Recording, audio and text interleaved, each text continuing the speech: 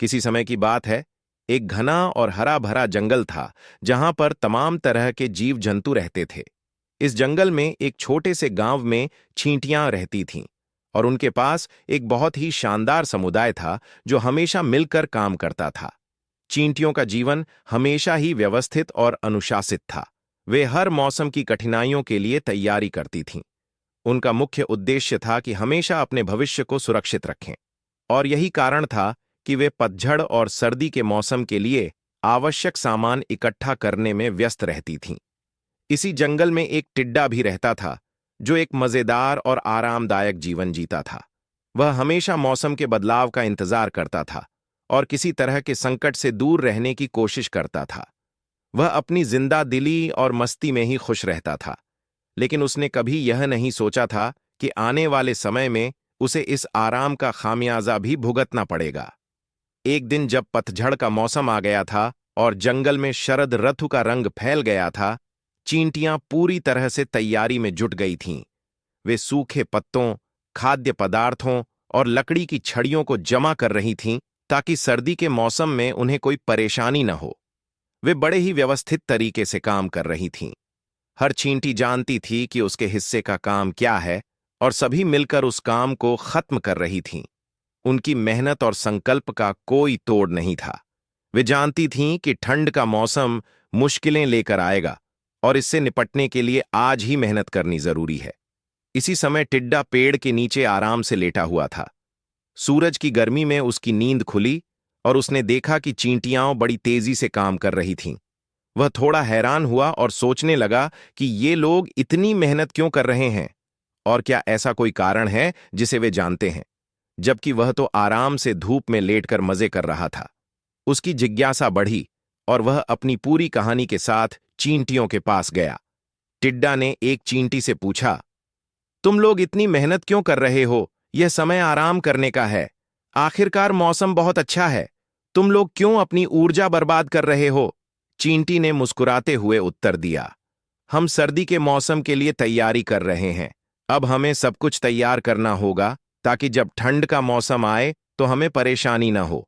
हमें भोजन और पानी के साथ साथ गर्मी का भी ख्याल रखना होगा। तुम भी थोड़ा समझो और कुछ सामान जमा कर लो। टिड्डा हंसी में बोला, तुम लोग बहुत ही चिंतु और कंजूस हो। क्या इस समय इतनी परेशानी की जरूरत है? देखो, मैं तो आराम कर रहा हूं और मेरी कोई चिंता नहीं है। जब ठंड आएगी तब देखेंगे क्या करना है। तब मैं कहीं से कुछ भी प्राप्त कर लूंगा। चींटी ने सिर झुका लिया और कहा, तुम समझ नहीं रहे हो टिड्डा। हमारे पास समय है। अब हमें काम करना है ताकि बाद में हमें अफसोस न हो। हमारी यह मेहनत भविष्य में हमारी मदद करेगी। टिड्डा मुस्कुराया और फिर वहां से चला गया। उसने यह सोचकर कि उसकी सोच सही है कि चींटियां कड़ी मेहनत क्यों कर रही हैं और उसका तो काम आराम करना है, वह निश्चिंत होकर वापस पेड़ के नीचे चला गया और सूरज की गर्मी में लेटकर चुपचाप सोता रहा। दिन बीतते गए और चींटियां अपने काम में व्यस्त रहीं। उन्हें किसी चीज की जल्दी नहीं थी। वे जो काम कर रही थीं वह योजनाबद्ध तरीके से कर रही थीं। उन्होंने सूखे पत्तों को जमा किया, खाद्य सामग्री की बोरी तैयार की और सभी संसाधनों को सुरक्षित स्थानों पर रख दिया ताकि वे सर्दी के मौसम में कोई परेशानी न झेलें। इसी बीच टिड्डा अपनी मस्ती में खो गया। वह हर दिन धूप सेकने में ही बिताता रहा और कभी भी यह नहीं सोचा कि उसे भविष्य के बारे में सोचने की जरूरत है या फिर उसकी तैयारी करनी चाहिए। वह बस समय के साथ चलता रहा। फिर एक दिन ठंड का मौसम आ गया।